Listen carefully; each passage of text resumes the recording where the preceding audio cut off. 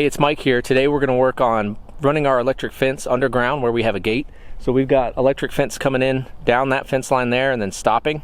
I've got a security camera mounted on the top just to kind of watch our driveway. But we want that electricity to continue and come over to this post. And then what we'll do from here is continue to run the electric fence around our property. So I'm going to show you a method that I use. I've used it in a couple different places and I really like it.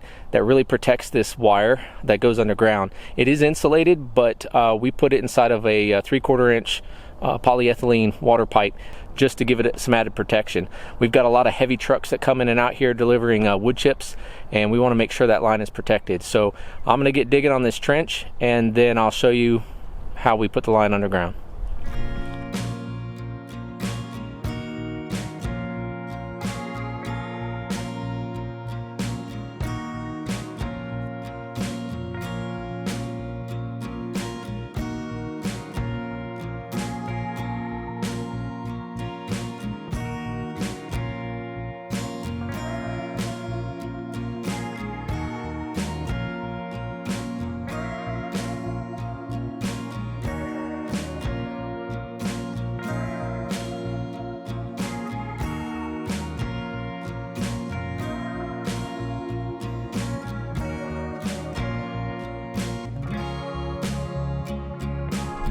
Okay, I've got the trench dug. It's just about 6 inches deep.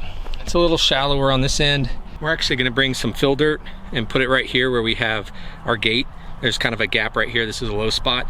So I think this is good enough for what we're doing. If I had more rock, I might go a little bit deeper, because what you don't want to have happen is as a truck pulls in, that it's running over rock and crushing your line against that rock, or else it'll develop a short. So I have this black water line here. This is where the water line originally ran down our fence, and then we've actually had to shorten this fence. So I'm just gonna cut off some of that excess water line and use it. I also wanna show you our fence setup. So that very bottom wire is just a ground wire. It runs along the whole length of our fence and goes back to the Energizer. And then everything above that is hot. So what I'm gonna try to do, now this wire is not hot, because it's insulated. Now those wires are hot. So what I'm gonna do is run this black pipe down behind all of these and down into the ground, and then we'll run it over to the other post. And so I'll set that up real quick. All right, I'm gonna shut the fence off, and then we'll run that black pipe through there over to this other post so we can figure out where we need to cut it.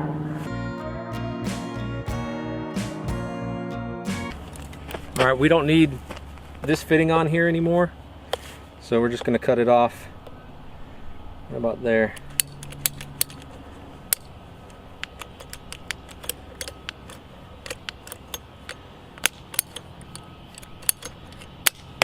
Alrighty.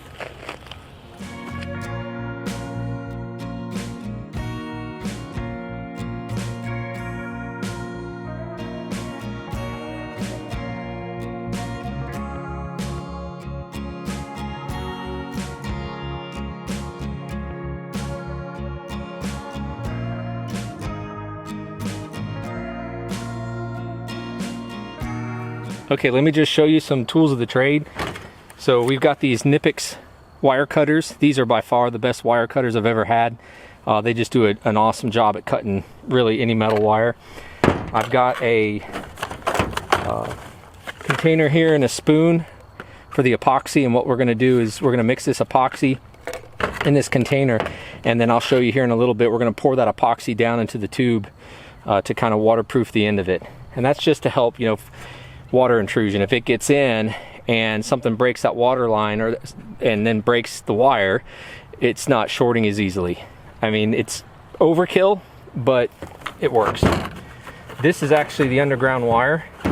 Now this is meant to be buried underground, and if you look at it, it's got a very, very thick insulator. But it can crack. It doesn't necessarily have to, you know, something doesn't have to break all the way through the insulation. But if it cracks over time or someone's driving on it, then it develops a short, and then it would short to ground. So that's why putting it through a water pipe is just going to offer another layer of protection for us. So what we'll do here in a minute is run this wire through the water pipe that we just laid out. I also have these cutters for cutting water pipe. And then this is a Plasson quick connect that we use for all of our water systems. I can show you more about that in a video. This one our dog happened to chew on.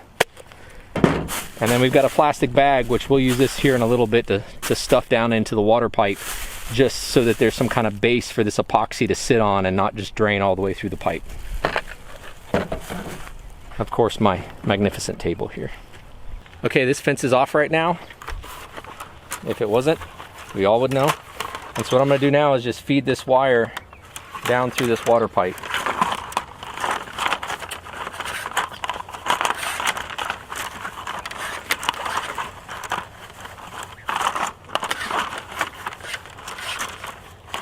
I'm just watching on the other end for when it comes out.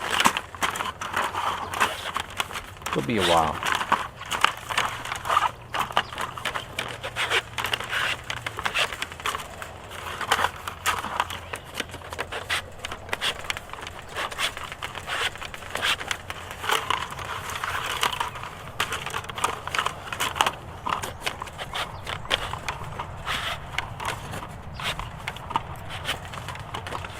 All right, it's starting to catch. I think I should have trimmed that end off first. Okay, so what I think's happening is this point is catching on the pipe as I push it, so we're gonna cut that off. And hopefully this will go smoother.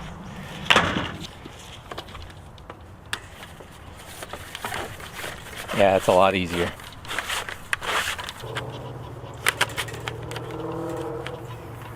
All right, it's a little cool today, so that pipe's a little more rigid. It'd be nice if I could get it to where it's nice and straight, but we'll see if we can get it this way.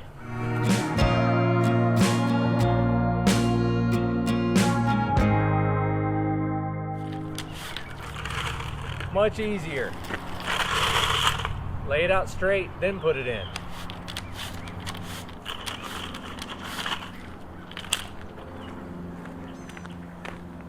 Okay, I'm gonna leave probably 2 or 3 feet sticking out of each end just so I have some excess and I can run it to where I need to run it. All right, there we go. All right, I'm gonna feed that wire back through and then we'll finish it up.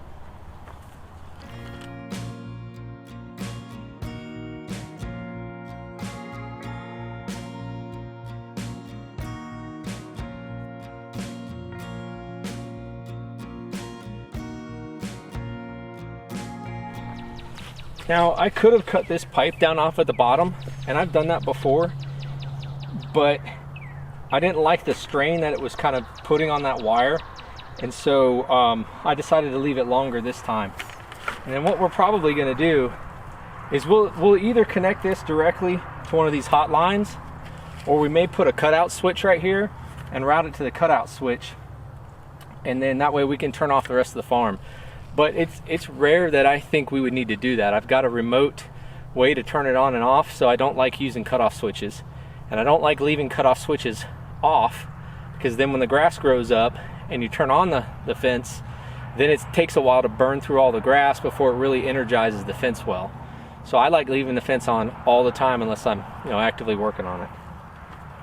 So what we're gonna do is I'm gonna go and make sure that end is good, and pull out exactly what I need over here, and then we're going to go ahead and do the epoxy in here. And then that other end, I just got to set it up temporarily right now because we have not run the wire yet that's going to go down that fence line.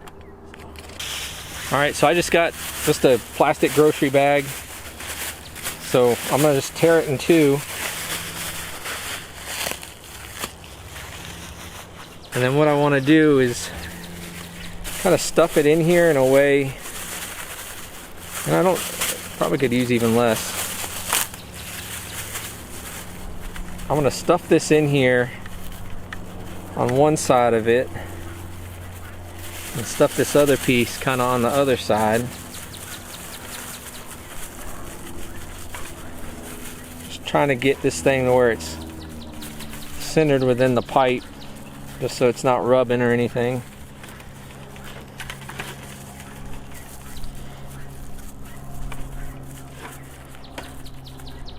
And then I want to stick it down below. I don't want to poke it too far, but I'm going to grab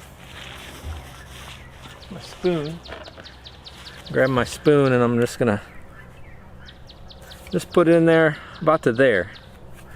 So when I mix the epoxy and pour it down in there, it just keeps the epoxy from running all the way back down the pipe. So this epoxy will seal this and make this completely waterproof. Some people don't do this step. I think it's a smart thing to do. I mean, if water gets in there and for some reason there's a crack or a nick in this, you know, you've created a short. So better safe than sorry. All right, I'm gonna go do the other end and get it ready for the epoxy, and then I'll mix the epoxy and pour it in. All right, so I don't know if you saw that. I lost my battery, but I took that spoon with that epoxy once I mixed it up and started feeding it in there. I do recommend doing this with gloves. I did not have my gloves on, but I went real quick and washed my hands off after I got it all over me. So what we've done is we've put that epoxy in there, and that's gonna waterproof the end of this. And some people think this is necessary, some don't. I do it just in case. All right, so it's cured enough that we can go ahead and bury the pipe. I'm gonna leave this here like this for now and go ahead and bury it, and then later we're gonna come back and we will, you know, either add our cutoff switch or tie into it. We're just not ready to energize this section yet, so we'll just leave it like that for now.